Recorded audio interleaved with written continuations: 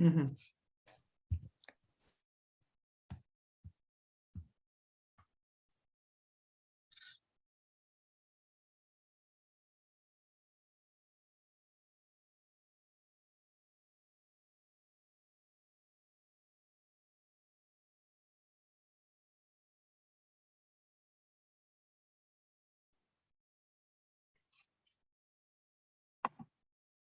All right. We should be connected. It says live. So All right. Well, good morning, everybody. Thank you for joining us this morning. My name is Ashley Ford, and I am your presiding officer. I also work as the Director of Public Policy and Advocacy for the ARC of Texas. So it is 10:01 in the morning on April 29th, and I would like to call this meeting to order of the Advisory Council for Postsecondary Education for students with IDD. This meeting is being held via Zoom. I know that's a big shocker. You didn't know that, but this meeting is being held via Zoom. So, oh boy, my notes just went away. 1 second here. So please be aware that everything is being recorded and we are being live streamed on YouTube. So please mute yourself when appropriate and don't do anything super embarrassing on your video would be the recommendation. So just a reminder here. So in order for us to comply with section 551.127 of the Open Meetings Act, all members must have their videos turned on when they are speaking or voting. So be camera ready, I guess. So Waylon will be establishing a quorum through roll call, and each member should identify themselves prior to speaking for the record, please. Also, please wait for one person to finish speaking before you try to speak. That way, comments aren't muddled or unclear. All motions will be voted on by roll call. Waylon and other coordinating board staff are on the call today to assist us with all of this technology. So if you have any issues with that, please use the chat feature or raise your hand if you can't get that to work, and Waylon and the coordinating board team will do their best to help you. And we ask that all guests remain muted unless they're recognized by me and allowed to speak that way. So I just want to let everyone know that Waylon is obviously at the coordinating board today to preside over the public meeting. So he's there while the rest of us, I guess, are nice and cozy in our homes or our offices. So that's great. So without further ado, we are now called to order. So second agenda item is our roll call, which Waylon will begin recognizing members, staff, and guests to introduce themselves. So when Waylon calls your name, please respond to confirm that you are in attendance. all right. All right. Thanks, Ashley, and good morning to everyone. Go ahead. All right. So Dr. Brenda Berrio. Present. Thank you. Sandy Cox. I'm here. Thank you. Taylor Fittler. I am here. Good morning. Good morning. Ashley Ford. Here. Here. Elizabeth Fuller. Present. Thank you. Tracy Glass. Present. Tiffany Grady. Tiffany is in the process of, there's something going on with her computer. She's trying to log in. So she's planning to be here. She's kind of speaking to me through Facebook Messenger and telling me, she said, give me a minute. I'm trying something about her computer. No. That's okay. If you are able to communicate with her, just tell her, let us know when she gets in so I can record her present. Jennifer Hines.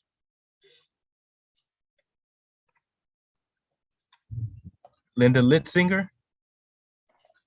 Linda Litzinger, present. Ashley, it's fun to see you run this. Vicky Mitchell.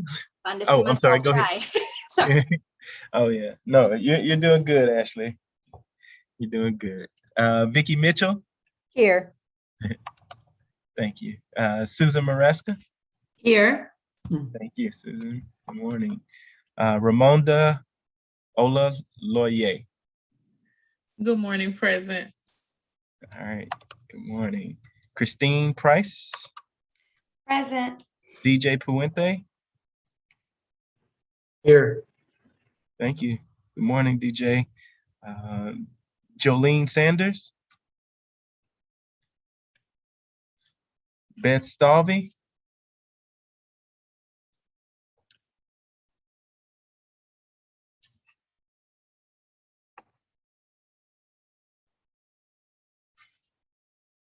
Okay. Agatha Thibodeau. Present. Thank you. Good morning, Agatha. Dr. Tara Torres. And Nina Zuna. Here, good morning. Good morning, Nina. All right. All right, did I just allow someone to come in? Trying to make sure. If your name hasn't been called, please speak. Or if you joined us. This is Jarrell Booker. I just joined you, Wayne. Oh, okay. All right. Good The name threw good me morning. off. So. All right. Good Good morning. morning. Good morning, everyone. Yeah, it's probably because of some name my kids put on here, so I apologize. All right. And Waylon, is Jarrell with the coordinating board? He's with the coordinating board. He's the Okay. Assistant Deputy Commissioner for Academic Affairs and Workforce Education. So Awesome. Great to have you with us this morning, Jarrell. Thank you. Thank you. And I apologize for my camera not being on. I usually walk around. I can't sit still, so I walk around the whole time. It's all good. All right. So I ask that we please record in the minutes that we have a quorum. So now we will be considering January 28th minutes. And I know that Waylon sent us the minutes this morning. I hope that everyone had an opportunity to sort of review those. We're just wanting to open it up and see if anyone has any addition or corrections to the meeting minutes.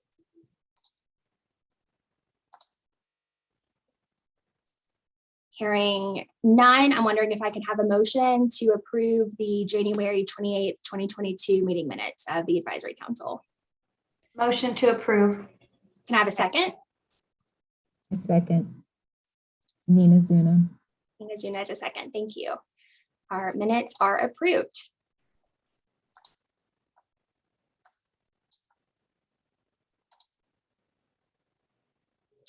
So next we will have new member introductions. I am very excited that we have Dr. Brenda Barrio now a part of the Advisory Council, as well as Dr. Tara Torres. Can I open the floor and give it to you, Brenda, for you just to introduce yourself and what you hope to contribute to the Advisory Council as we move forward? Yeah, absolutely. Thank you so much, Ashley, and the rest of the board and Waylon for the invitation to serve on this council. My name is Brenda Barrio. I'm an associate professor of special education at the University of North Texas. I'm also the co-founder, faculty lead, and PI of the UNT Elevar inclusive postsecondary program for individuals with intellectual disabilities. I'm hoping to share more of both the experiences, research, and provide a voice for our students, our families, and our community as we open up more doors and opportunities for individuals with intellectual and developmental disabilities in post-secondary education. So thank you so much. I'm here to learn, and I'm also here to share anything that's needed. So thanks, Ashley. Great working with you again. I'm so glad you're here. And can you also just sort of elaborate a tad on the work that you did in Washington? Yeah, sure, absolutely. So although I am a UNT alum, I was a professor at Washington State University, where I established a similar program as the UNT alumni program. I established and co-directed the WSU ROAR program, which is a 2-year fully inclusive post-secondary program for students with intellectual and developmental disabilities. We also worked directly with the legislature, both at the state and federal level, to get a little bit more support. So that's a little bit of background on that. Thank you. And Waylon, is Dr. Torres present, or she unavailable today? Hear me on mute. No, I haven't seen her log in at this point, but I did recognize Beth Stalvey is present. So I just want to put that on the minutes as well. Great. Yep. So now we can move on to our next agenda item, which is, we're just flying through this, guys. We can go on to our next agenda item, which is the discussion of our accessibility report, AKA our report to the Texas legislator and the governor and all of the big decision makers in Texas. So I just wanted to first provide you with an update on what I've been working on as the presiding officer. So I have selected the committee structure and the subject matter that our different committees will be looking at. I have appointed committee chairs, and y'all probably have seen the email, but I'll just reiterate it in case you missed it. So the different committees that we have selected are inclusion, finance, outreach, outcomes, and special topics in post-secondary education. And the different chairs include, so for inclusion, it's Beth Stalvey. For finance, we have Jennifer Hines. For outreach, we have Taylor Fiddler. For outcomes, we have Vicki Mitchell. And then for special topics in post-secondary education, we have Jolene Sanders. In the email I sent all of you, I sort of broke out like a brain dump, if you will, of sort of the various topics or issue areas that would fit within each of the different committees. Obviously, those are just sort of ideas to get y'all started, but I wanted to let you know what you could sort of expect by serving on different committees and what the discussion topics may be for those. And so I just also wanted to ask you all, so I know that we have committee membership ironed out now, but I also just wanted to ask y'all to keep in mind that as you're going through your committee meetings, people who do not serve as like named members of our advisory council can be invited to committee meetings to provide subject matter expertise or presentations on different report topics if that is needed. And so if you're needing to sort of outsource additional knowledge, that's an option that's available to you. And I will let you and the committee chairs determine who the best contacts would be for those things. I have also drafted a template for committees to use for authoring their reports. I will be sharing that very soon. My hope is that in us having a uniform template early on, that we will have a better, a higher degree of consistency in what we are including, and that it will make Waylon's job, my job, everybody's job a bit easier as we are finalizing their report to give to the coordinating board for their approval at the end of the summer, essentially. So a lot of work to be done between now and then. Another update I wanted to provide you all is that there are 2 upcoming legislative hearings that are related to post-secondary education and the interim charges that the Speaker of the House and the Lieutenant Governor charged committees with during the interim. So the first is May 5th at 10 a.m. It is the House Higher Education Committee hearing. They are accepting electronic public comments. And so even if you aren't in Austin, it's a really great opportunity to provide input. They're accepting electronic public comments on the 60 by 30 plan. And I can put in the chat we don't have the chat. We can send an email at the conclusion of the meeting with the link to the hearing notice, so you can see the specific details if any of y'all are interested in participating in this advocacy opportunity. As well as on May 10th at 1 p.m., the Senate Higher Education Committee is having a hearing.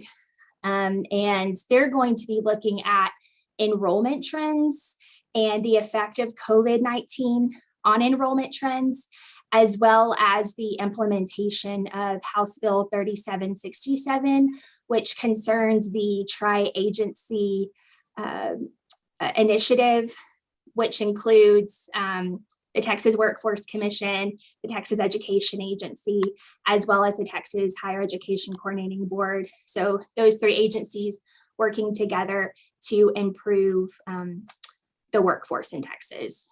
And so all of those seem pretty related to what this advisory council focuses on. So I wanted to make sure that each of y'all were aware of that. Some of your, college programs or, whatever your role is professionally, your groups may be interested in providing input to that. I think it could be really valuable. Also, lastly, for my update here, I wanted to just let y'all know that I'm really wanting to limit the scope of the meetings that we have over the next couple months to just looking at the policies and practices that impact the accessibility of post-secondary education. And we can pick up our work on the outreach materials and all of those great resources that we're putting together once our report has been finalized and blessed. Then we can continue our work on the outreach materials. But until then, I'm really just wanting us to be, writing our report and thinking through the policies and practices specifically. Are there any questions or comments regarding any of those updates I just provided? Ashley, did you say whether or not the Senate committee would have an electronic input opportunity? It's not defined on the hearing notice, but that's a great question. And I will send you the hearing notice. And I can also reach out to the committee clerk to see if they would be amenable to that.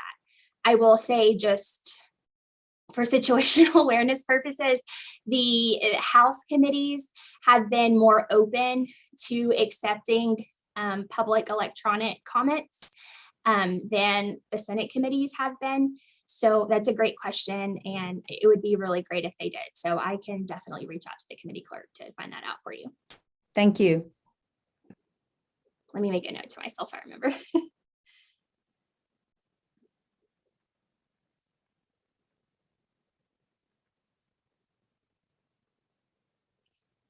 So next, I just wanted y'all to be able to hear a status update from the different committee chairs that have been appointed regarding the work that has been accomplished thus far, the work that they plan to accomplish as we move forward. So first, I will open it up to the chair of the Post-Secondary Inclusion Committee, which is Ms. Selby. Hi, everyone. Yes, I am happy to help organize the discussion of post-secondary inclusion to address some of the policies that Ashley just mentioned and to really try to organize and share that with the rest of you for discussion.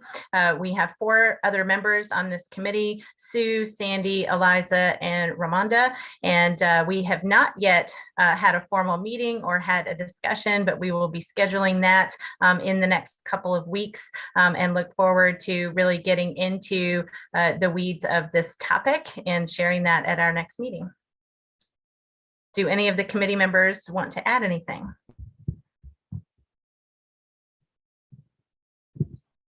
Thank you, Beth. Sure. Next for post-secondary finance, Jennifer Hines, which I am not seeing Jennifer on the call today, but I know that she has been working to get a committee meeting scheduled soon. So I'm looking forward to seeing what post-secondary finance reaches out, what they come up with. I think that money is a really big deal in all of the different ideas that we have. I was looking at the Texas budget. I spent a lot of time looking at the Texas budget yesterday, just trying to see what is out there and what exists in regards to higher education, post-secondary education for people with disabilities. And there are not many specific programs for people with disabilities, obviously, but there are a lot of programs that probably just need to be more inclusive. For example, Advise Texas, which is like a college advising program that exists, and just making sure that maybe staff and people that are using Advise Texas are aware of different disability related considerations in their advising of students. So that's just an example, and I'm really looking forward to seeing what Jennifer and that committee come up with. Brenda, I see that you have your hand up. Yeah, we actually met yesterday in the afternoon. I can provide just a little snippet of what we discussed. Yeah, since Jennifer's not here, and Tracy, please chime in if you have anything. But we discussed, the different paths of financially support accessibility for post-secondary education for individuals with IDD. We also discussed some possible barriers. And so we are trying for next time to come up with additional information for those paths, whether it's Pell Grants, TWC specific funding, or any other funding that could be available. So we also discussed, I brought up some points regarding other models that states may have, whether that's Pennsylvania, Georgia, Florida, that really support a lot of the inclusive post-secondary programs, for example. So we're going to gather that information soon, and then we're going to discuss it at an upcoming meeting. Tracy, did I miss anything? No, you got it. No, thank you. One thing I did want to note is that one of the biggest barriers for most students is the funding piece to access post-secondary education, because they're limited to very specific financial aid and things like that. So there's not a lot of opportunities. So I do want to note that that's an equity issue, and that perhaps that's something that we want to explore further. Thank you, Brenda. Sue? Hi, I'm Vicki Mitchell with the Post-Secondary Outcomes Committee.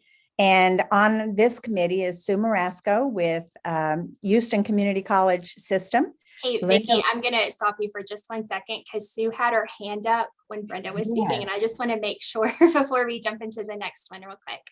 Sure. Sue, you're on mute. Hey, Sue, you're on mute. Can you unmute yourself? Sorry about that. Thank you. I just wanted to say Tiffany is just joined us, but I wanted to make a point about the finance, because we are now, this was the year that our first year to have the CTP approval, Comprehensive Transition Program, financial aid for VAS students and our VAS program. And we're getting the word out, trying to get everybody to, apply for FAFSA and get that financial aid. It was a long process, but I mean, I'm more than happy to assist anyone else.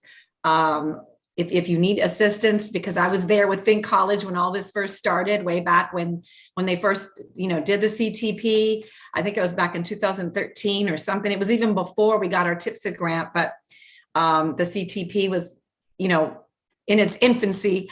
And we finally have that now. And I know there's only, I believe there's 4 institutions here in Texas that have that, but really all of these programs should have it, in my opinion. I wanted to let you know also that, we have been for years having most of our students were getting TWC bulk rehab funding to come to our program. And we also, but we're under the workforce division, so it's a workforce program, and I think that helped as things changed with TWC through the years, because I know a lot of times they'll say, well, we can only pay for 2 semesters of remedial, but we're not really a remedial program. Although some of our students are using it as a feeder to go to other programs and get associate degrees and certificates after they graduate from our VAST certificate. But we created our own meaningful credential under continuing ed occupational skills, and that's why we were able to get the CTP. And I think that's helpful. We've also had HCC Foundation, we work closely with them, and we've had some scholarships that have been created through the years. For example, Assistance League of Houston is one that has given scholarships to us, and we have also raised funds. So I'm just letting you know kind of what our students have done. But I really feel that now that we have this CTP financial aid, that's going to really take away a lot of the, they'll take the pressure off of TWC as well, because they can help fund in other ways. But getting that financial aid is really, critical.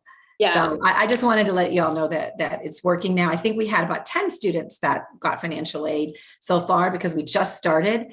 But the exciting thing for me is not even getting the money, is that they can have work study, because now they can have more pre-employment work experiences on and off campus with work study. So that's what I'm excited about as well.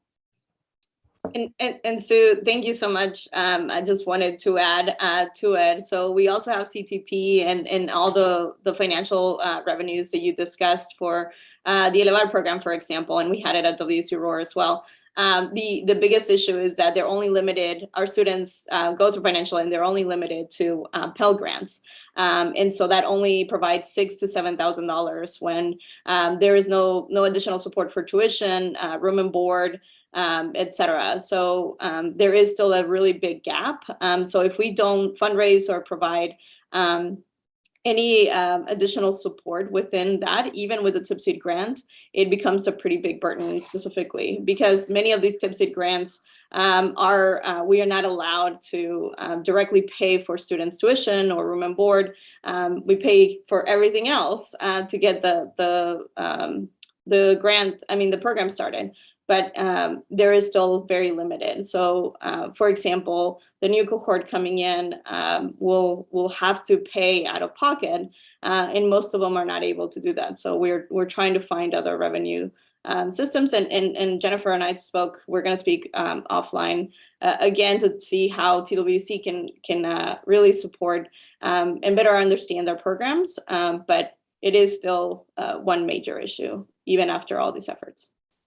I just want to provide a bit of context for people who maybe don't work within a program at a college. So CTP stands for Comprehensive Transition Program, and that is awarded, programs have to apply for that designation at the U.S. Department of Education in order to provide federal financial aid for students with intellectual disabilities. And so students with intellectual disabilities otherwise cannot receive federal financial aid because of the requirements associated with that, and the matriculation requirements, for example.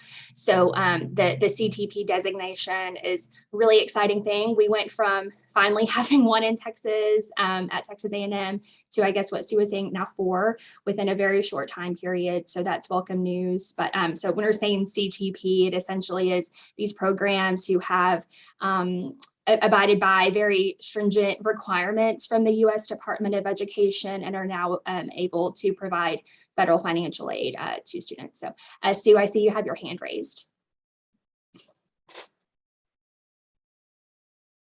And you're on mute. Sue, can you unmute yourself, please? I am so sorry. I wanted to mention the HERF funding, HERF. That was something that our students, many of our students did.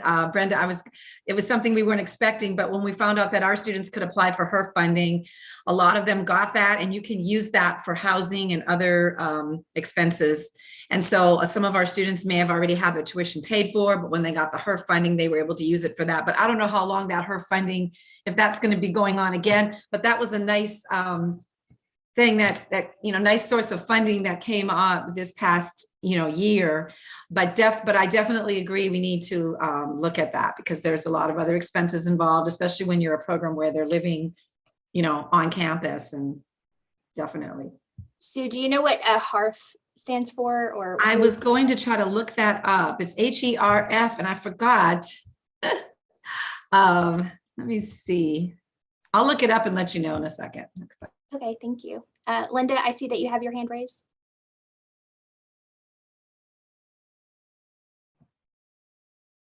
I was just gonna chime in and say, I didn't know if that was the Higher Education Emergency Relief Fund. I'm not sure. It could be though. It is. It's under CARES Act. It is. Okay. Great. Linda, did you have something that you wanted to add? I see that you have your hand raised. You're on mute.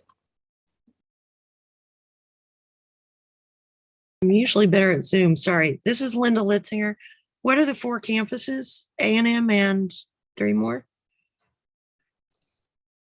UNT, A&M, HCC, and what's the other one? A&M has 2 campuses or something, from what I noticed. When I looked on the National Register, it showed 2 campuses. So 2 campuses, and then or 2 colleges within that system, and then HCC, and then so there's 4. Yeah, It would be good. It would be good when we advertise all these schools programs to have a column that shows some of these benefits too. Thank you. It's A&M San Antonio is the other one. They also are a tip seed. So A&M San Antonio, and UNT are tip seed awardees right now. Thank you. Great discussion. Vicki, I think that you were going to provide your committee update next. Absolutely. I'm with the Post-Secondary Outcomes Committee.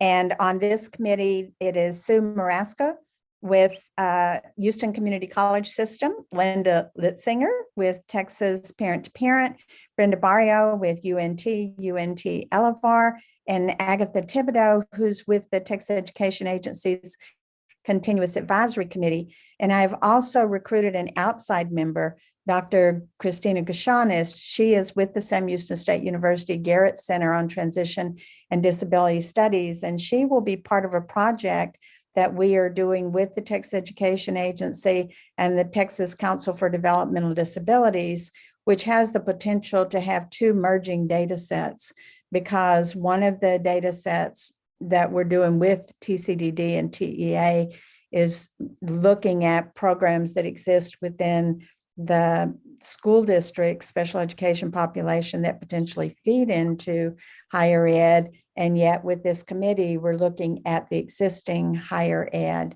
And so Christina will be working on the school district version. So she seemed a natural fit with this version to help with that merging data set. We have not yet met, and that is my fault. It's kind of a busy time of year here at the university, but we will be setting up those dates and we will catch up quickly. And so would anyone from the committee like to add anything? Okay, if not, that's my report, Ashley. Thank you so much. So next I'll hand it over to the Outreach Committee, which is being led by Taylor. Good morning. Thank you, everyone. We're very excited to get started as well in the Awareness Committee. Our first meeting also has not been scheduled yet. We're hoping to do that sometime in May, so we're coordinating our schedules. Our committee is composed of Elizabeth Fuller, who's an architecture major from Texas Tech, Christine Price, who leads ACC STEPS program, DJ Puente, and then Dr. Tara Torres of the University of St. Thomas. And so we're hoping to talk more about the awareness overall in Texas. And speaking of equity, there's equity also in the awareness. So everybody across the state of Texas has the same information, same access to the resources. So all those options are equitable. And so everybody knows what's going on in the great state of Texas. So excited to get started. Great, thank you, Taylor. Next, I just want to make sure that we recognize that Jolene has joined us. Jolene, if you are there, can you turn on your camera and say present, and then provide just an update on what's been going on with your committee?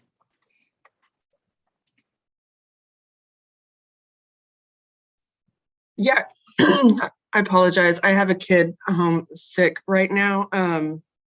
Give me a minute. I'll have to move to another area.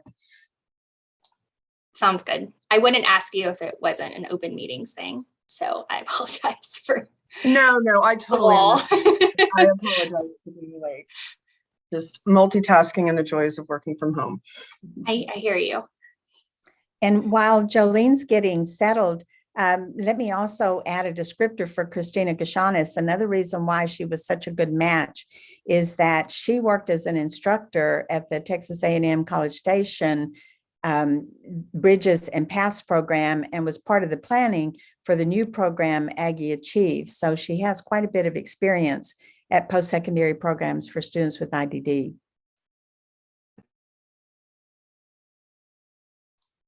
Good find.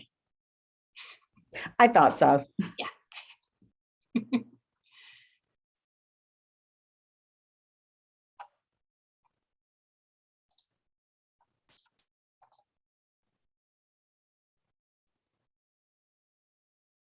This is Linda Litzinger. I will say that we're meeting on Monday for the first time on the committee that Jolene is leading. Great.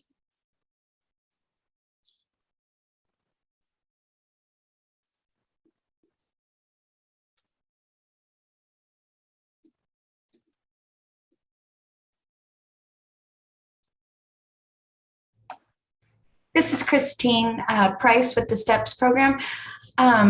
This is a point that you were talking about earlier. I looked up the Senate higher ed meeting, and it does say public testimony. It said if you're submitting written testimony, please provide 12 copies with your name on each copy. So it does look like we can submit a paper testimony to the Senate one as well, just FYI. Great. And those typically have to be given in person. That's why they ask you for copies. So that so they can hand them out like physical copies to each of the committee members. Okay. So no, I read through it. That's the only thing it says. So no written, no, just written only. So I still will reach out to the committee clerk though and see if they would be open to that. Okay. I can help give you their email addresses for the committee if you would like to do that. When COVID began, the House decided they would accept written testimony, but the Senate did not. And so they haven't moved on that as we progress through COVID at all. So, but we can always still write to all the people on the committee. Linda, I would be interested in the email addresses. Okay, I'll send them to Waylon and we can get it to everybody. Thank you. And Jolene, if you want to provide your update too, yeah. Sure, hi. Thank you for your patience. Yeah, so I think I heard Linda when I was moving mention that we do have our first meeting coming up on Monday for the Special Topics Committee. I had invited and will continue to invite Jennifer Toon, who is a policy fellow at CTD and also a person with lived experience. And she is just a wealth of knowledge in terms of all things higher education for individuals with disabilities who have either previously or are currently incarcerated. So I look forward to being able to tap into her expertise and her wealth of knowledge. As far as membership, excuse me, in our committee, Sandy Cox, Linda Litzinger, who looks like she's on every committee, and Tiffany Grady. Thank you, Jolene. The Linda Litzinger I know is typically an overachiever, so that sounds on par. That's what I was thinking too, Ashley. We love you, Linda. Linda's great.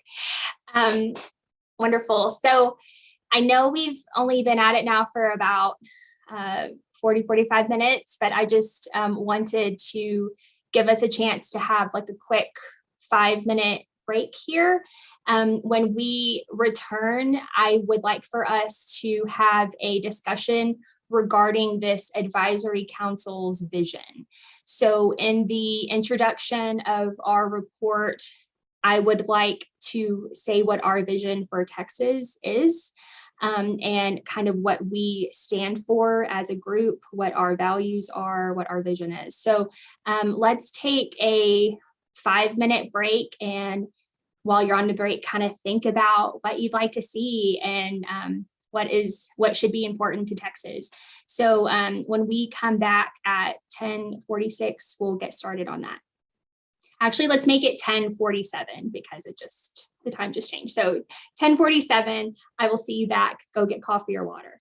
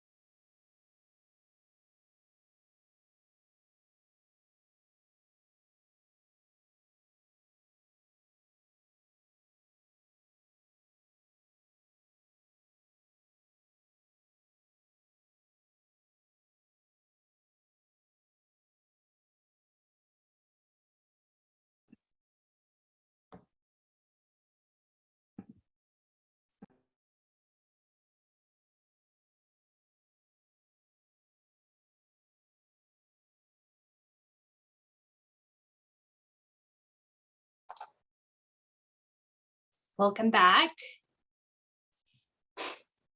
I feel a bit more refreshed now. So to get us started, I would like for us to think about what our dream or our vision is for the state of Texas in terms of post-secondary education for students with intellectual and developmental disabilities. Waylon, I'm going to share my little screen here so I can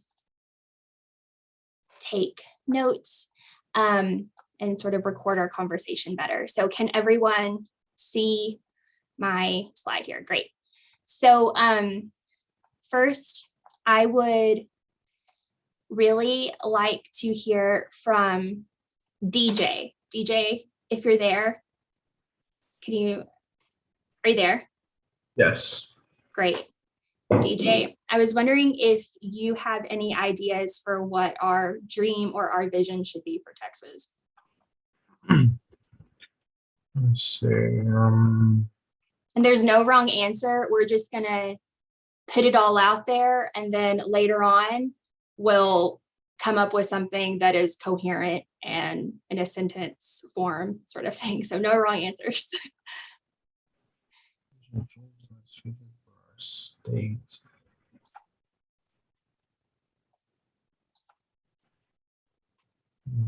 Let's see. Not good at this.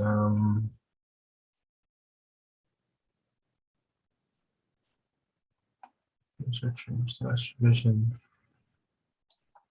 Well, for your dream,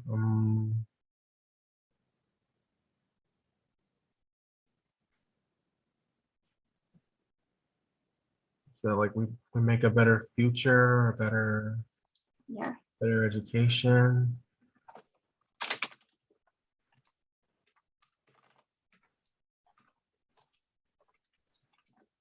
This is Christine Price. DJ, what would you have liked to have had when you were going through school that could have helped you? Well, when I was already in school,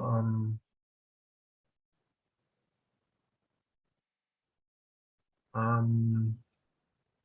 would just have to like get my, I would still have to go to get my degree so that I would end up getting a better job. That's what I'm still waiting for right now.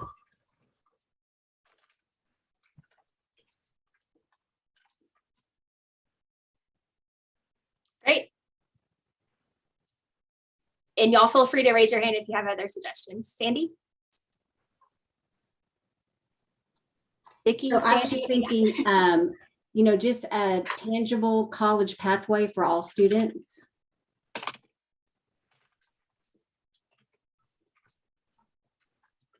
And that's something they can aspire to instead of seeing it as a roadblock.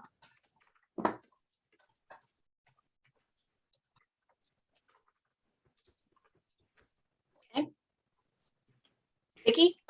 Okay, mine is a little bit more of a sentence. It's increase in number and quality of post-secondary programs for students with IDD. That includes high completion rates and the availability of dual enrollment for students with IDD in 18+ adult transition programs.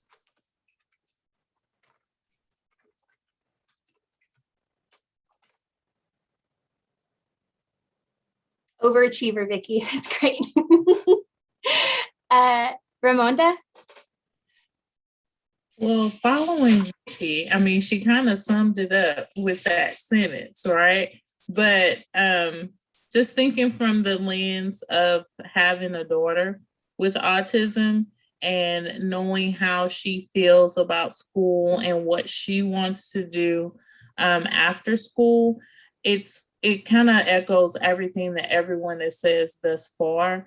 but really just kind of leveling the playing field for students that have significant disabilities, and making sure that they have the accommodations that they need to transition into post-secondary programs.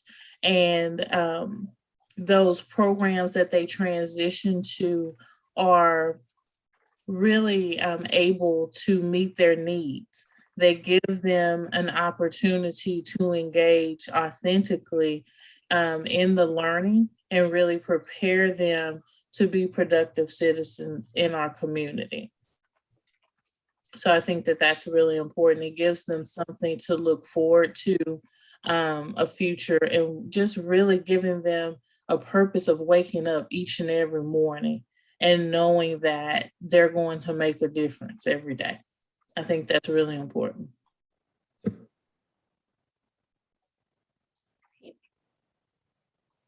I think Tracy, I saw your hand up, was next.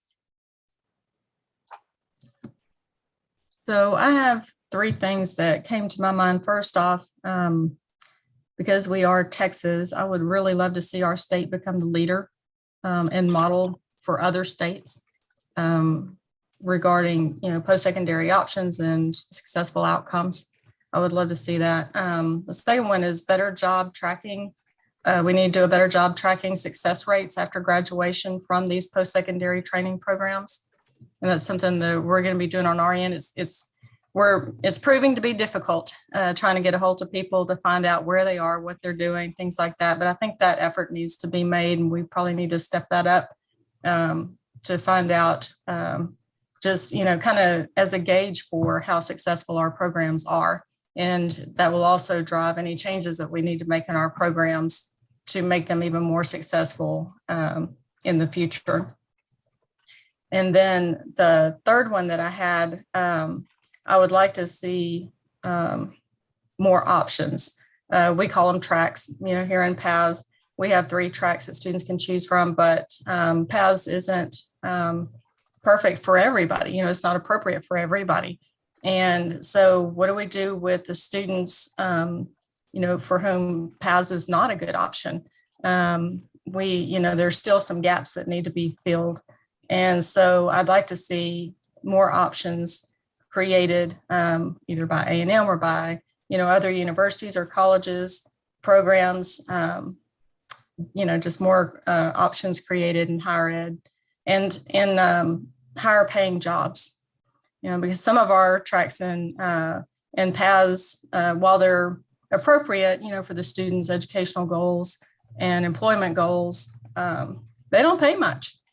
And we just had a meeting with a couple of big corporations, and they brought up the fact that they were interested in hiring individuals of all abilities to work in, areas outside of just, sweeping the floor and cleaning tables. They really wanted to hire them in areas like IT or marketing, where they would pay them more than just minimum wage to do these jobs, just to say, hey, look at us, like, we're inclusive. You're breathing the same air we are. Yeah, you. They want to actually include them in jobs where they can thrive and survive, on their own without assistance. So those are the 3 that came to my mind. Great. Elizabeth?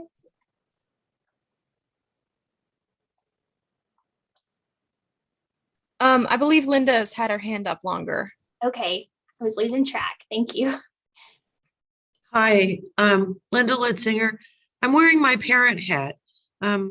It's quite common at age 18 that the clinics at children's hospitals will say you're moving on, but they don't have a list of where you are going to move to.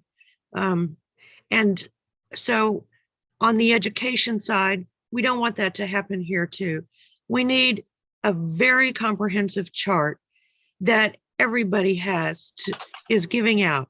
High schools, nonprofits at all their Zooms, all their conferences, doctors everywhere. We need it to rain out of the sky so that everybody knows what's available and can take steps to check out everything on the list. Thank you.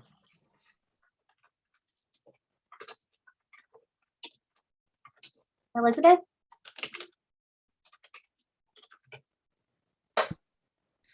Elizabeth Fuller speaking. I would like to see accommodations, financial assistance, resources, programming, and fostering skills of self-advocacy, self-care, and time management so that all students who want to pursue post-secondary opportunities are able to succeed regardless of their abilities.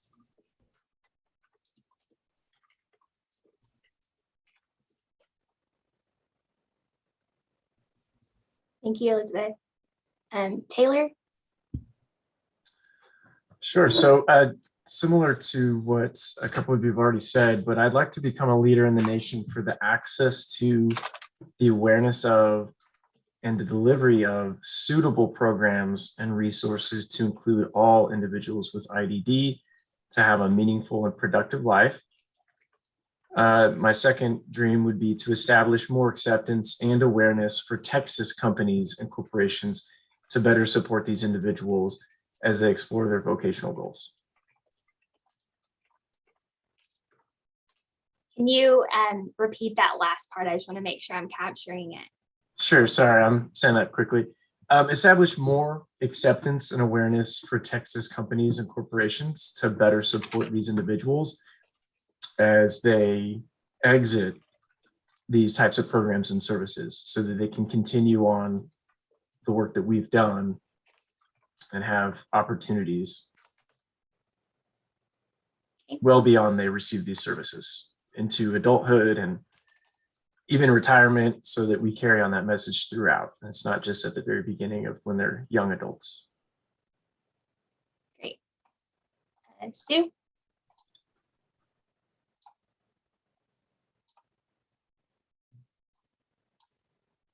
Sue, I think you're next. And you're going to have to unmute.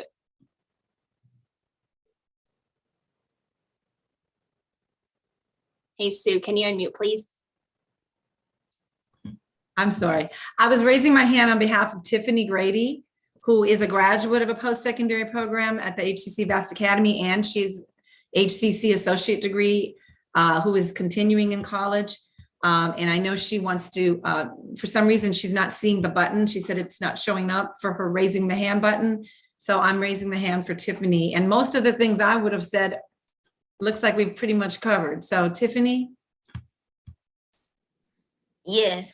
So my only thing as a student in continuing school is that what I really don't like is that the teachers that I'm going to that don't understand my disability, and I would really want them to be educated and kind of understand what we're going through, because they think, oh, because you're in this class, you should understand.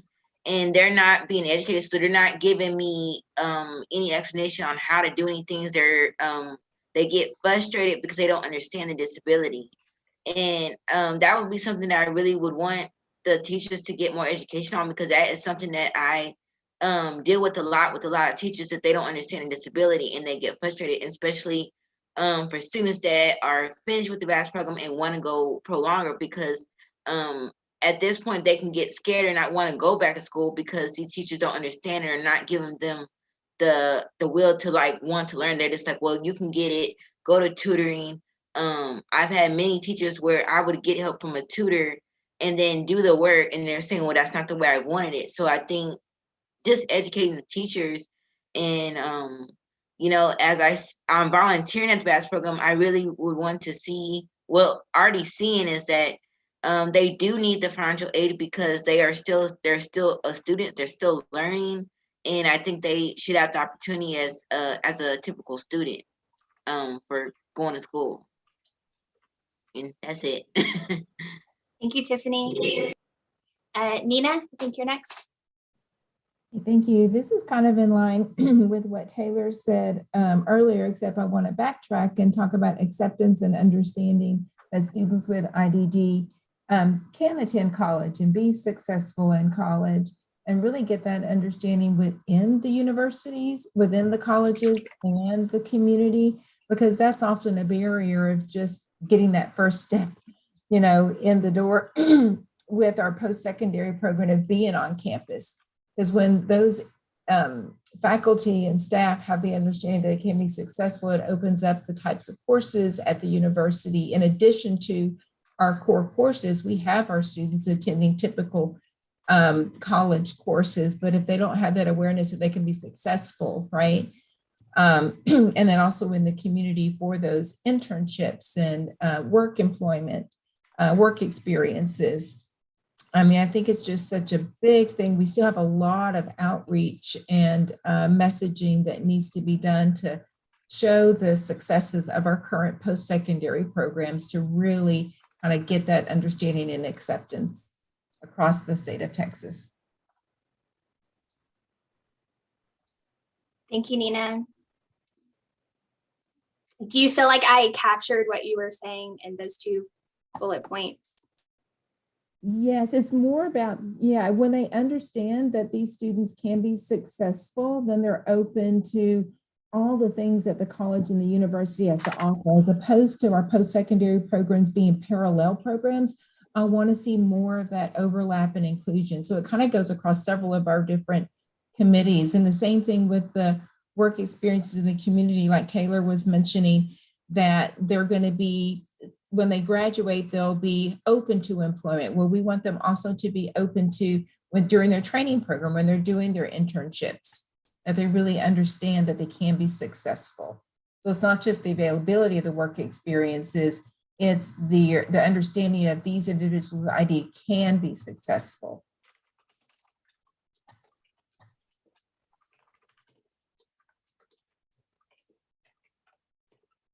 Thank you. Brenda? Yeah, so this is a big dream, but it is for every post-secondary education program, whether that's university, community college or technical college, anything, to really remove the barrier of admissions of individuals with IDD directly, so that we don't have parallel, just like Nina was talking about, parallel programs. So there is just one avenue, just like any other traditional student, but not only removing those barriers of admissions, but also including the support similar to what ODA, so the Office of Disability, that every university has, that is mandated through ADA, have similar support systems for individuals with IDD, so they can have access to all and every course in an inclusive way. And similar to what we are doing here at UNT, where not only are they able to enroll in any of the courses, not for credit, but also pursue some type of certificate or degree that they can enroll in. So it is not just that they get to pursue this career in higher education and whatever aspect they want to do, but also to make it a pathway into their career of choice as they're moving on, just like any other college students, right? Into their career, their new jobs and things like that. So there's many barriers that we can remove, but that would be my dream and my vision for the state of Texas. And we will be leading it if that is the case. Of course, with it will come with financial supports as well for tuition and everything else. So for the state to actually pay for not just these programs, but also the supports that come with them. I have a lot more, but I will keep it to them. Thank you. Those are great. Great. Just making another slide here. Agatha, I think you're next. Yeah, I'm just piggybacking on some points that were made previously, but I would like to see that the quality and variety of the programs translates to the most meaningful employment and the most independent living.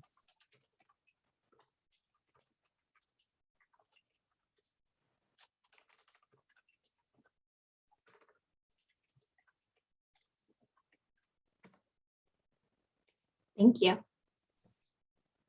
Sorry, it was, I'm sorry, not the most meaningful setting, but also independent living.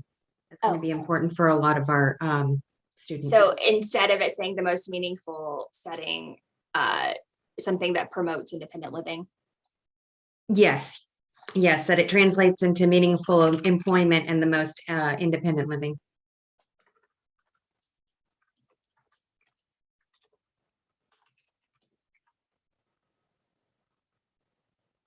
Is that correct, how I wrote that? Employment and the most independent living. Okay. We're going to be playing around with these anyway, so thank you. Beth? So I just saw a heading that was talking about the purpose of the committee. So my comments are more related to that. So I might have gotten ahead of myself. I can wait for that discussion. Yeah, no, I actually think that we've captured a lot, but before we could move on to maybe talking about the purpose, were there any other comments as far as dreams or visions before we move on to talking more about the purpose of the advisory council? Yeah, this is Jolene. I'll just add real quickly, it's kind of already been touched on, but I think, thinking about removing barriers, what are some barriers? Navigating the process itself of, financial aid, understanding the availability of it. I'm especially thinking about, students who are first generation, that's a really difficult process. I guess having a clear availability of this is what it looks like, and here is a way that you can be supported, or here's the person who can support you in doing that. And Jolene, what you're saying, is that specific to financial aid, or do you just mean the?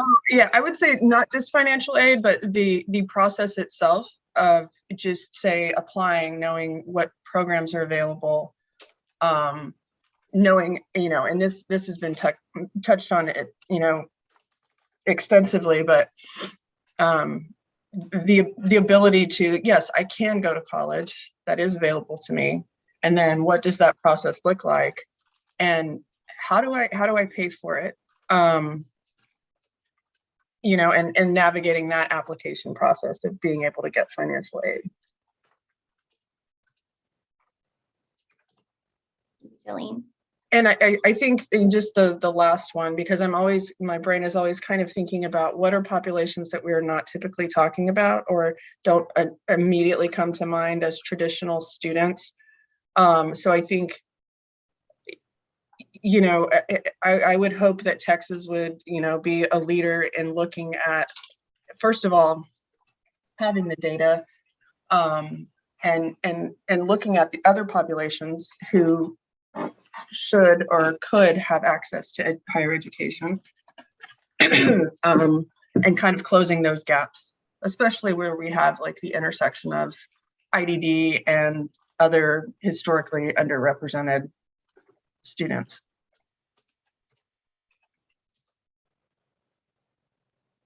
Great.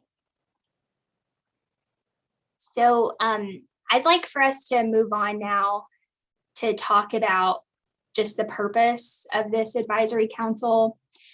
I know that our purpose is written in law as to, studying and making recommendations on improving the accessibility of post-secondary education for students with IDD, and, making recommendations on ways to remove the barriers.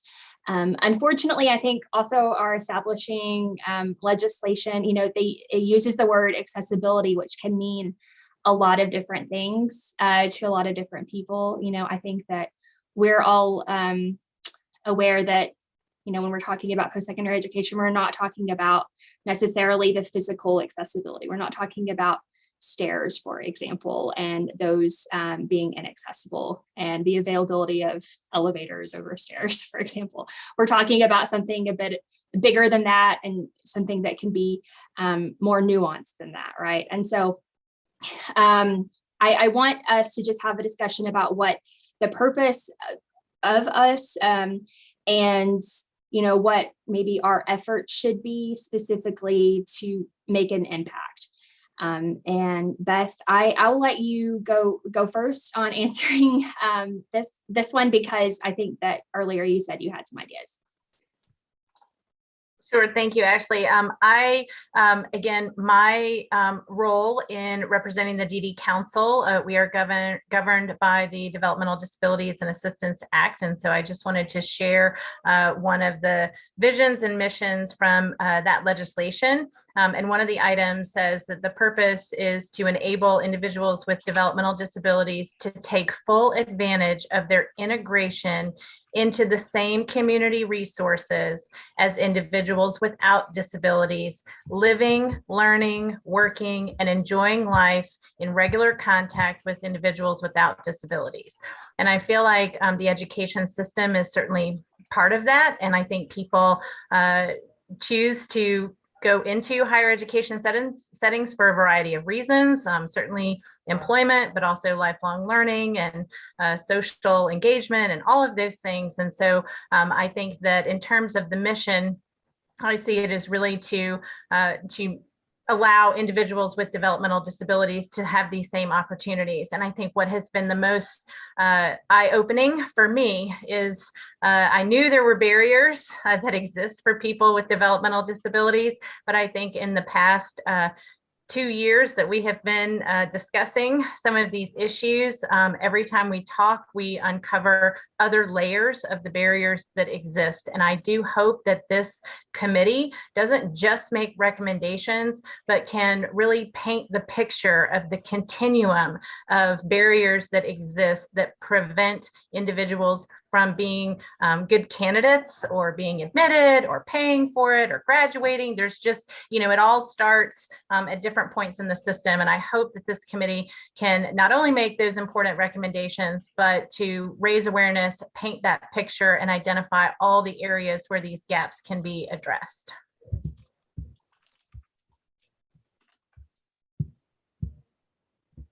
I want to see a flow chart now, Beth.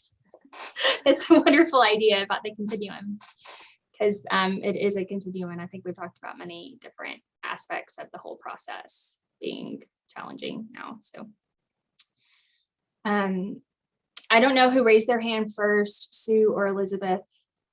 Did y'all have things to add here? I think Sue's had her hand raised for longer than me. Thank you. You're on mute, Sue. I keep doing that. Sorry. I had my hand raised earlier, but I didn't want us to forget about the, looking at our purpose. It's all of these things, but I'm thinking about a success that I'm noticing, a trend that I'm noticing since we've started doing these summer camps and summer STEM camps, ages 14 to 22, and our pre-college camps.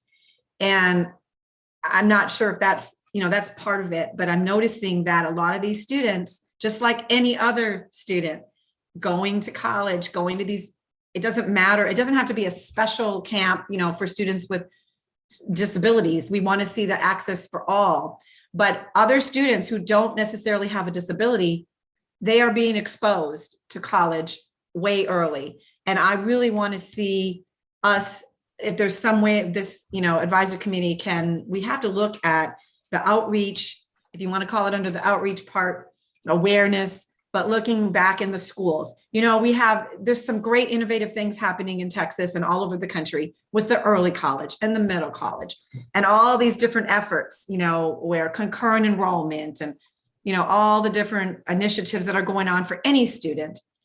And yet a lot of students with disabilities in general, not just students with IDD, students with disabilities in general are not always tapping into those programs.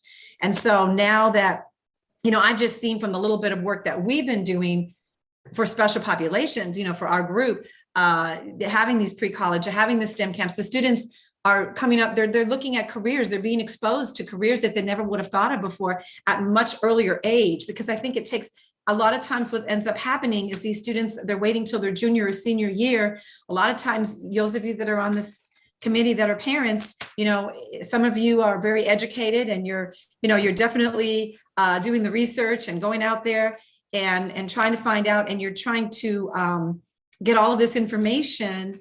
And it, you know, I think some of that needs to happen earlier. So like what Linda was saying earlier as well, we've got to have we need to be that group that's going to have those resources that we can create and have that access to the schools earlier. But anything we can do to help create, as a state, to create initiatives, I don't know if you want to call it transition, but you know, that would raise awareness, collaborations with school districts,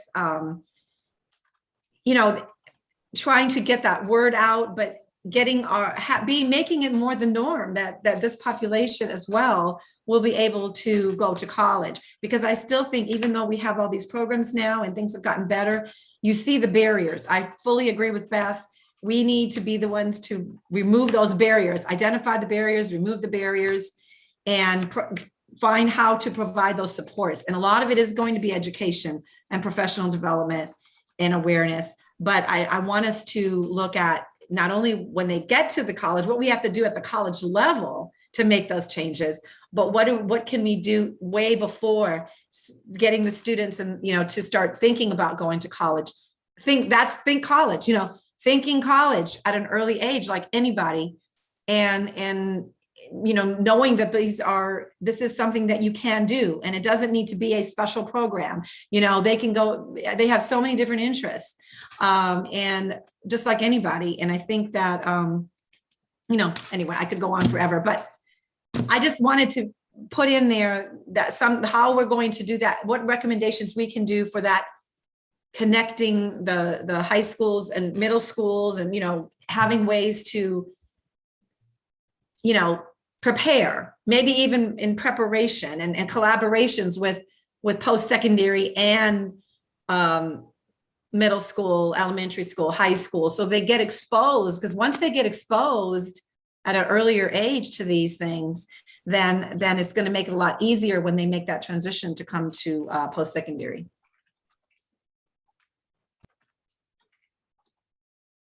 Thank you. Elizabeth? Elizabeth Fuller speaking. I think we should be working with the state government, secondary programs, and post-secondary programs to increase awareness of and communication of and access to post-secondary programs and resources for neurodiverse individuals and their parents, so that we can increase opportunities for post-secondary education for everyone. I missed part of that and wasn't able to capture it all. So can you repeat? Yes, of course. Just to increase communication of and awareness of and access to post-secondary programs and resources for neurodiverse individuals and their parents.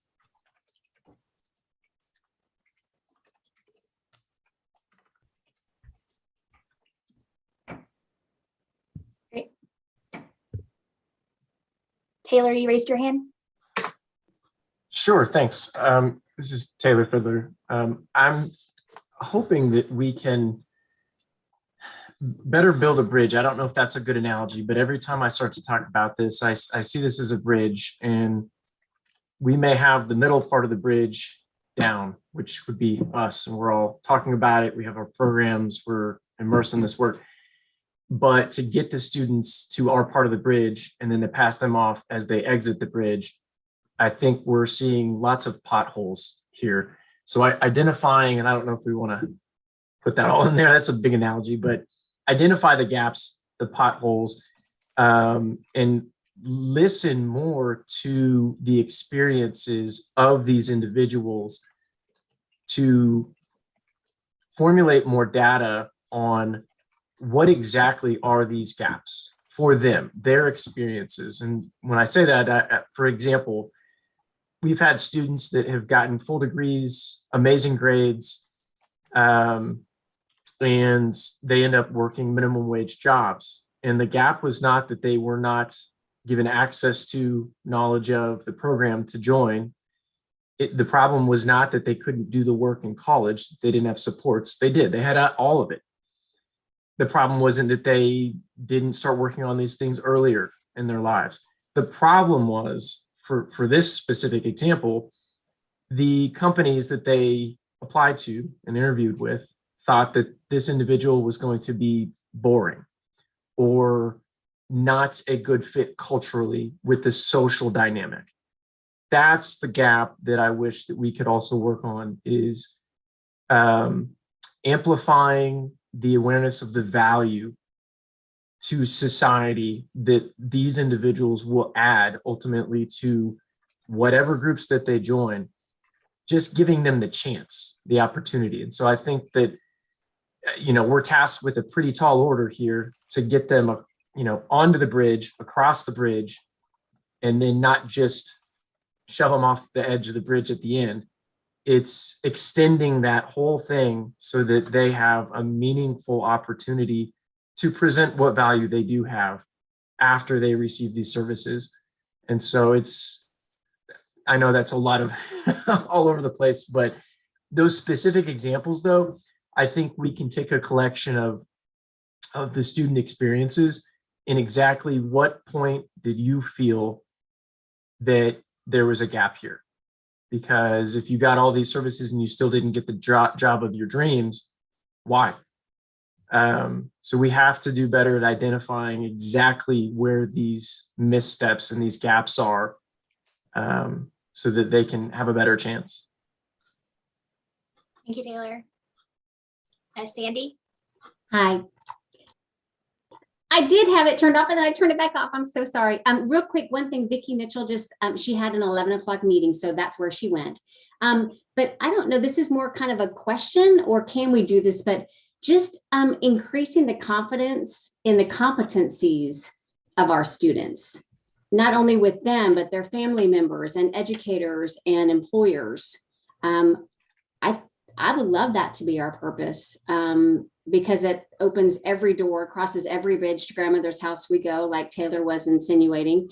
But yes, I think that's huge. The competency piece lags behind in all of those areas. Great. So the last question that I'd like for us as a group to answer and provide input on is, what would success look like?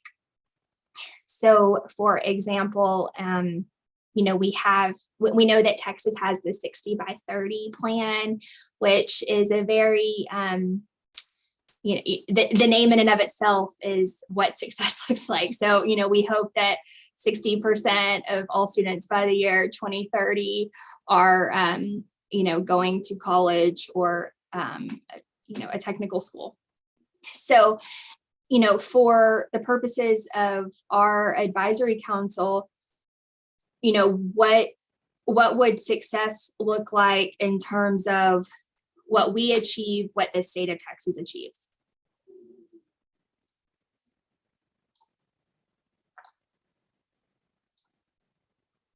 Yeah. Elizabeth Fuller speaking. I think it would look like that every student who wants to attend post-secondary programs would not only have the knowledge and opportunity to do so and to succeed in those programs, but also that their education and living situation and quality of life after those programs reflects the accomplishments that they made during those programs. So like Taylor was talking about, that's somebody who completes a post-secondary degree and has good grades, that their employment level and their independent living reflect that, as opposed to having, a minimum wage job or something like that, that we can make sure that our programs are successful, not only in enrolling students and helping them during college, but that we can increase, employment opportunities and stuff like that afterwards.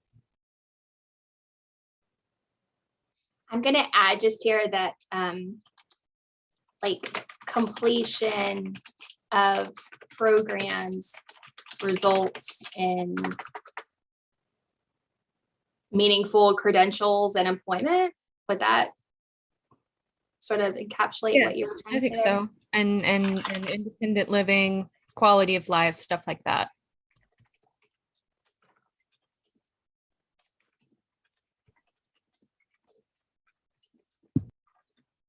Beth? So in terms of success, I will just speak sort of from a systems level or kind of a state agency type perspective. But I think that at a minimum, success would be that someone takes the recommendations in our reports and implements them. And so I think if we could track some of the specific recommendations, then that would be sort of, again, a baseline of success. But I think that a true vision of success from a statewide perspective is that individuals with developmental disabilities are included in all of our efforts to increase post-secondary education, that it is not done separately, that as we are trying to get more individuals into post-secondary programs, that there are ways that each of those programs are trying to include people with disabilities. And so our planning efforts are then more integrated, as well as our systems.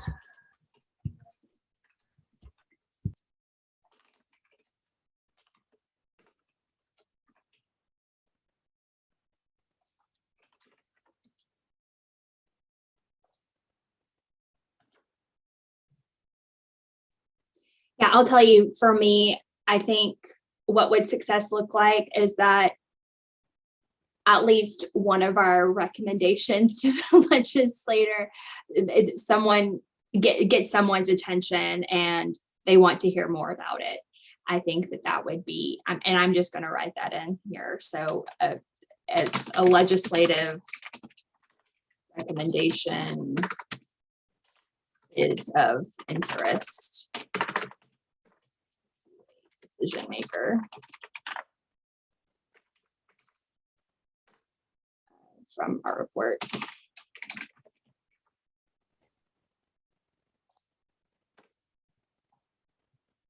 Cool. Linda, I think you're next. I know we're about out of time. I wanted to ask if all these good ideas would be presented on the 5th and the 10th to the interim committee. I mean, can we vote for Ashley to present them? Is that allowed?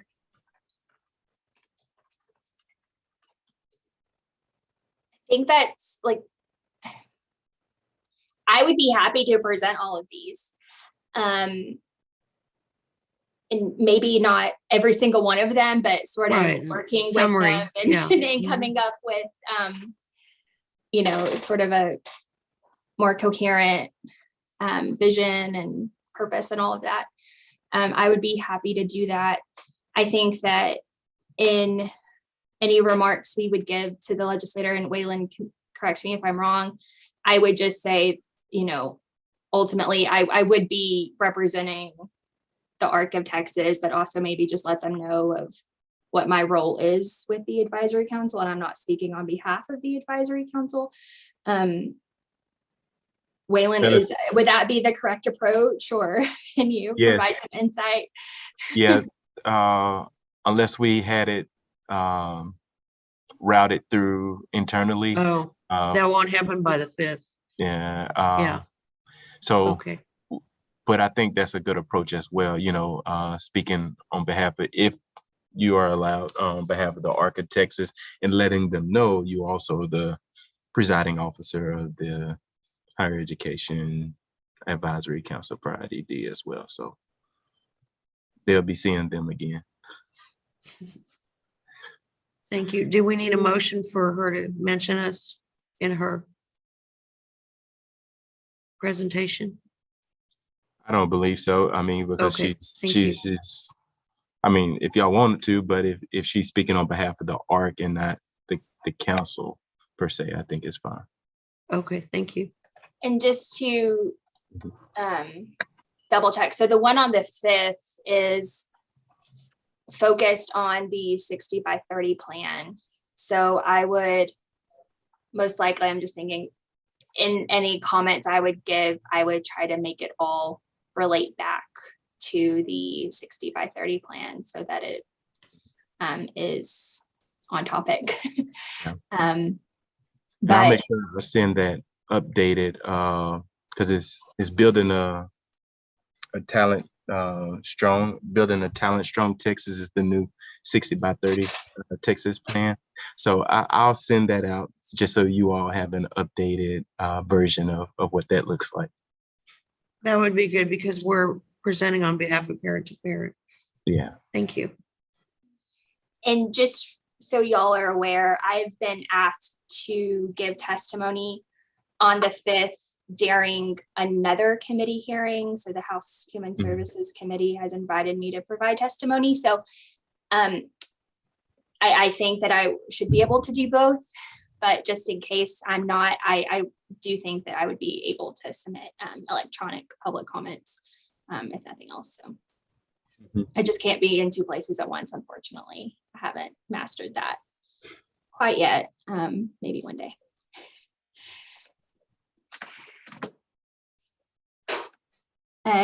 Taylor? I just wanted to add a comment, Taylor Fiddler, by the way. And when we present this information, and whoever hears this and hopefully acts upon this, it might be beneficial to present what's the alternative here? What happens when we don't make these decisions and help in these ways? It's a grim picture, but the more individuals and the higher the population of students that are coming into our society and living amongst us, if we don't have these better outcomes for them, what's the alternative? Is it where do they go? And maybe that would get some people to jump on board and say, oh, wow, wait a second. We're working with possible staggering numbers of unemployment, decline in mental health, decline in quality of life. It will ultimately affect everyone. And I hate that we have to come through that route, but that might be a good part of the discussion for those of the people that we're trying to get the attention of.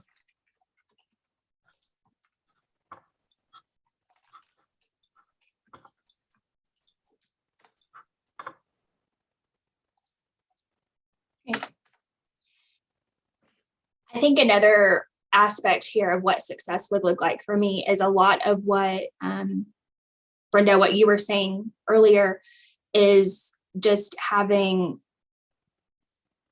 more inclusion sort of throughout the continuum of things. So looking at, inclusion on campuses and within classrooms. I don't know how, and right now I'm open to ways to sort of piggybacking off of what you said earlier as far as what success would look like. Because it would, I think success would look like people with IDD being considered throughout all aspects of the continuum, to talk about what I was getting at earlier.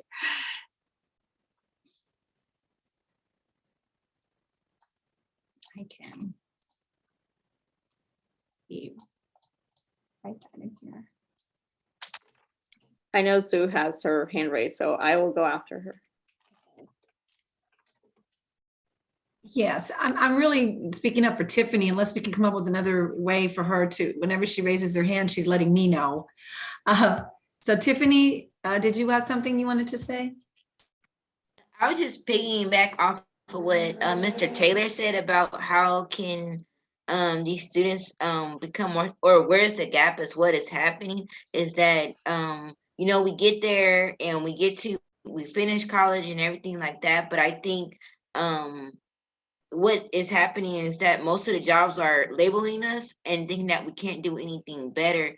And I think if they just take a little bit more time to kind of help us in that and make us understand it, because I think once we learn something, we can do it. And I think people just, like he said, didn't give us a chance to do those things. But I think that could probably help with just more mentoring from teachers or somebody that has already been through it and kind of help them and guide them in those ways, because I see they're not being challenged enough as much as they should, because I think when people label people with disabilities that they can't go past what they do. And I think what I gotten from Ms. Sue is that, you know, you can go beyond that. And if you just get that push to keep going and have that confidence, I think you can do it, because I was told that I couldn't go past second grade level, but the pushing from Ms. Sue and my parents and everybody around me made me, okay, I can do this. And I just think that they just probably need a little more people that can come in and kind of educate them, or like tell them you can do this. We're just gonna have to do these steps to get that, and just push them more, because I think there's I've seen actors with that have Down syndrome. There's people with there's I forget, it's Brad Pitt has learning disability, and you would never know that. But if people just give you a chance and work with you, I think that it can be done, and I think that's where the gap can be filled. Yeah. Thank you, Tiffany. I think, Brenda, you're next. Yeah, that's what, just going off of what Ms. Grady was talking about, I think to add on to that, if the report or the work that we do in this council will not only be considered and moved upon, right? So there's an action, some type of action items that come out of it for the legislation, but also for other, you know, bodies and organizations like the Texas Higher Education Board, you know, universities, colleges, K-12 systems as well, employers, communities in general. So whether that's, you know, learning more about these opportunities or pushing for more of those of opportunities. So more of that that dissemination of the information to other bodies, that it's not just the legislation. So they are aware of the need, also aware of the possible barriers, but then also aware of some solutions. And we can work together to make different action plans outside of this council. Because it will take more than just the legislature. It really takes the entire village. I like that that word you just used, solutions, because I think that that is really what helps move the needle, is when you're not just complaining about things, but you're providing ways of fixing it. So I know that that can take a little bit more brain power sometimes, and you have to be creative about, you know, like what are actually the solutions. But I think that this advisory council has a unique role to provide what those solutions are, not just complain and, you know, highlight the problems. Yeah, I mean, to provide recommendations to work together and provide those solutions would be something that would truly begin some actions or tasks to move forward. So.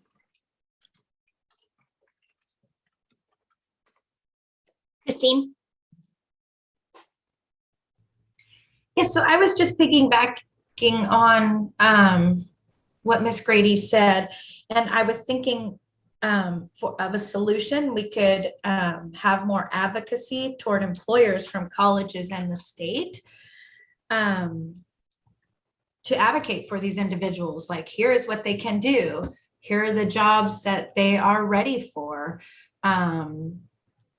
You know, just, we used to work with a Austin Inclusive program that it was just a bunch of us who were trying to get students jobs here in Austin, and we would invite employers and we would teach them about ADA and liability, and how is, you know, basically there's no difference between the liability of a typically functioning individual and someone who is neurodiverse. So for your insurance purposes, there's no difference. So advocating to these employers and highlighting, you know, like Taylor said, the benefits and like Grady said, what they can do, and have them stop focusing on what they can't do. So yeah, I was just, I just thought of a solution, because I was like, oh, we could actually have maybe a committee our second year, next year or something, that actually, you know, invites employers and advocates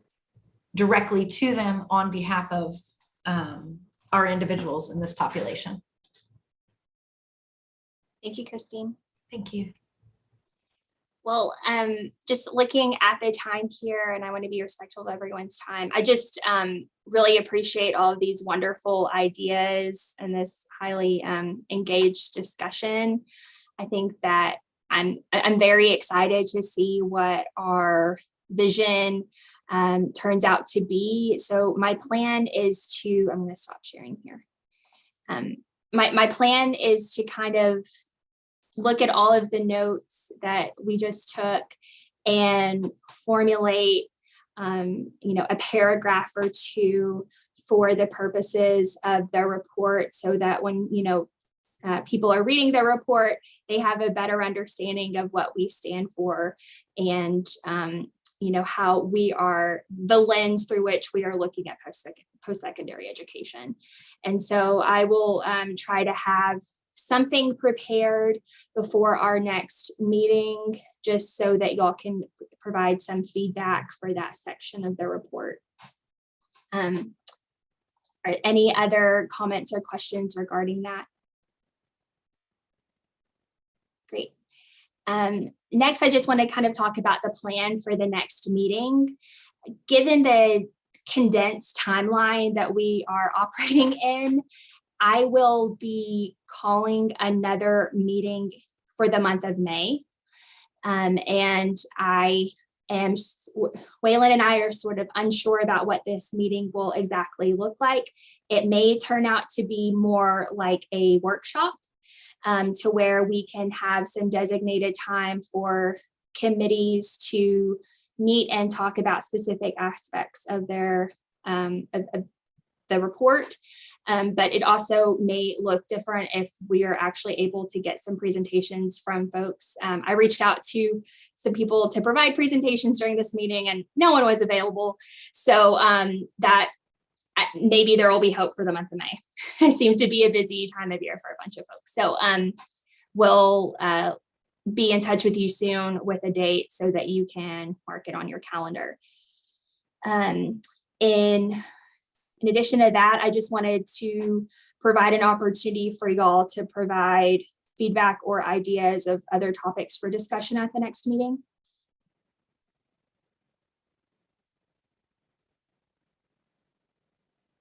All right. Well, I think that is about it if there are no other ideas. And I also just wanted to open the floor up to y'all and see if there were any additional announcements or activities that y'all would like to share with the advisory council. So this would just be an opportunity for y'all to share with us any work related to what we care about, what we focus on. If, for example, you've attended any really great conferences, or you've communicated to any elected officials about post-secondary education. Does anyone have any updates like that to share with us? Taylor? Further, thanks. We recently had a student panel. It was an anonymous student panel that directly connected to over, I think, 20 employers. And that conversation and just allowing for those things to happen, I would just like to see more of that with more programs, and maybe joining forces and having students from other programs participate. It was one of the most well-received things that we've done, according to people that do not understand this population. They don't understand their voices, their struggles, getting them both to the table at the same time instead of just being the middleman. So I just want to point that out. That went over very, very well. And I think we can expand on that idea. Great. Brenda? Yeah, thank you. So we at UNT have another big part of the program, which is our transition pathway program, specifically for middle school, high school students with IDD, their families, and also their educators. So our first event is coming up May 21st, and that's our Transition Pathway Family Virtual Conference. And that is from 9 to 3 p.m. I am happy to send Waylon our flyer so you all can share it. It's free, it's virtual, it's accessible, and so and then also bilingual. So we'll have some sessions in Spanish, so please share it with families, with students. They could be as young as they want it to be. It doesn't have to be middle school or high school. It can also be as old as they wanted to. So also open for the community.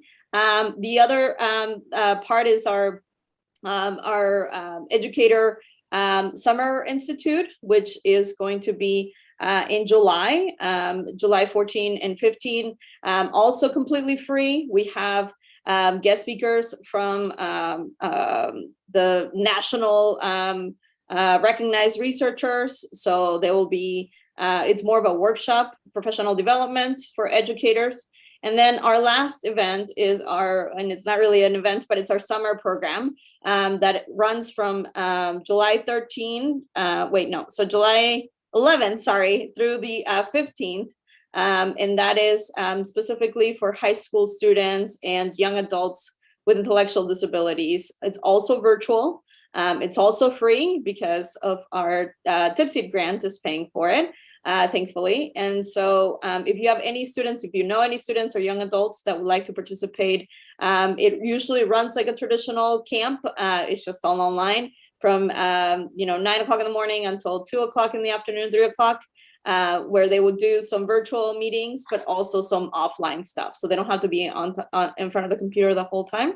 And the last thing is that I want to share that we have just accepted 10 new students for our cohort. They're all 9 out of the 10 are students of color, and all of them come from very diverse backgrounds. So we're very excited about our new cohort. This is our second cohort. That means that we'll have 15 students fully included at the University of North Texas, living on campus and all of the bells and whistles of every college student. So we're very, very excited. That's it, Ashley. Sorry, I took so long. It's very exciting. Thank you. Christine. Hi, I just gave a presentation at the TACTE conference that happened in Austin, and it's for, I can't even remember, there's been so many lately, but it's for colleges to come and different people from colleges. And so I gave a presentation on, I presented on,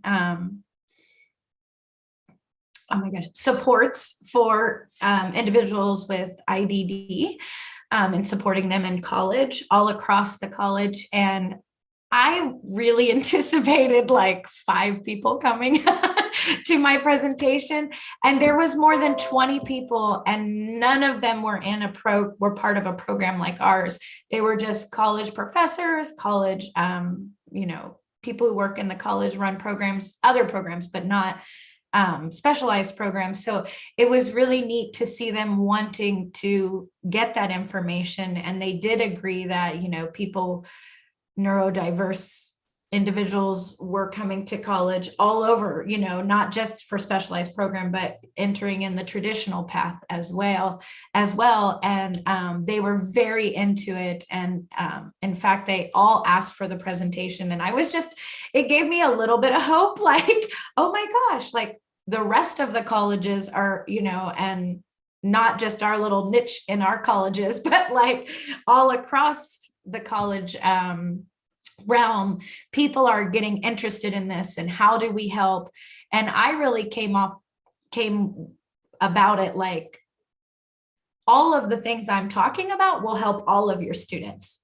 It's just that specifically, these are the things that typically help, but like, it's going to help everybody. So if you do it for all your students, and it was just neat to see that. And so I just wanted to give a little hope, because we're always talking about the barriers, and but it does, I've been doing this for 12 years, and I can see people's attitudes changing. And because we used to be that program at ACC and those students, and we were always getting like calls from our own college about our students. And now we're not having that. We're having people reach out. And so it's just neat to see the shift, and I love it. And this is only going to help even more. And also, thank you, Ashley. You did such a great job. And as a past chair, I know how hard it is. So I just want to give you a big shout out. Excellent job. Thank you so much. Thank you very much, Christine. Jolene. Hi, everyone. I just wanted to share something that's coming up on May 19th, and I don't have the registration link right now, but Ed Trust and Texas Appleseed Statewide Leadership Council, the Lioness Justice Impacted Women's Alliance, Measure, Lee College, and CTD finally will be hosting a virtual event. It's reinstating Pell for incarcerated students, a primer for Texas advocates. It'll be Thursday, May 19th from 4 to 5 p.m. And we, as CTD, obviously will be representing through the lens of individuals with disabilities who are justice impacted. And I'm happy to share the link if anybody is interested in that opportunity to just be part of that conversation. Great, thank you, Jolene. Sue. Yeah, Sue Maresca. I just wanted to make sure everyone was aware that we now have an online cohort we started this year. When we came back to the campuses, we continued with an online cohort, and we're getting students from not just the Houston area. So we even had a student in Pakistan who was attending our program. So this is exciting for us because this whole online cohort now, any student can come to Avast Academy, to Houston Community College, and take our program, you know, if they go through our admissions and of course get accepted, but anyone can do this now. So they don't have to live in the Houston area. So that means if they want to do it virtually, they can do our virtual cohort. And we also have some of our summer camps are also virtual, where we're doing our face-to-face camps, our STEM camps, which are all fully funded by Texas Workforce Commission, the pre-ETS ages 14 to 22 for any student with a disability. So any of the students, and they don't have, if they want to take the virtual one that we're doing is in June 13th week, but that one is Amazon Cloud Computing, and they actually get to earn an industry specific badge, which is really cool. And they could, you know, live in Houston, Dallas, Fort Worth, wherever they could take that. And it's funded by TWC. They come Monday through Friday. It's an all day thing. They get done at 3. We give them a lot of breaks, and but there's a celebration on Friday, but that's for the STEM camp one. We have other STEM camps that are really cool, but those are in the Houston area.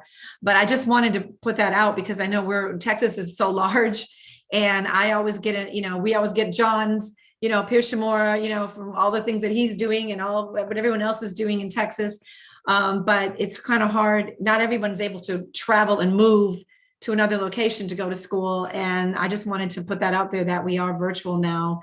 As a separate cohort. So if students want to take any of our classes or actually earn our certificate and come to Houston Community College Vast, they can do that virtually.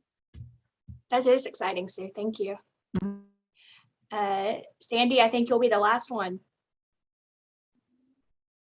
I love being last. Thank you. So just real quick, I sent an email to Waylon. I don't know if you saw my little chat. Did someone capture all that greatness like on paper that we could share? Because I was taking some notes and then I was like, what did she say? And did we get all the greatness? Because I would love to share with my transition and employment designees in Region 10 and with my colleagues around the state that we have that virtual option now. That would be huge to share, that there are some STEM programs that they could participate in. So all of those great things I would love to share with our you know, educators so they can get families online. I will send all the flyers too. Yeah, we're virtual too at ACC STEP, so I'll send that as well.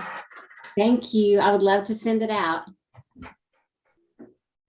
Awesome. Well, thank you all for providing those announcements and updates. Sounds like y'all are very busy and doing amazing work. So just again, I'm so glad that y'all are on the advisory council. So last, I think that we've done what we set out to do here today. So I appreciate all of y'all's time. Just wondering if I can get a motion to adjourn this meeting of the Advisory Council on Post-Secondary Education for people with IDD. Taylor, further motion to adjourn. Great. Can I get a second? Oops. Linda Litzinger. I so moved. I mean, I so second. Well, this meeting is now adjourned at 11:57 a.m. Well, y'all have a wonderful weekend. Enjoy the rest of your Friday. And I look forward to seeing y'all's smiling faces next month. Thank you, Ashley. Thank you, Ashley. Great job. Thank you. Thanks, Ashley. Bye, everybody. Bye.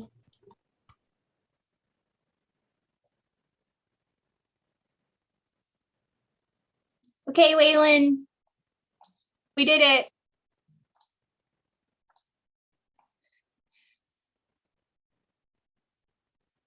Oh, you're on mute. I'm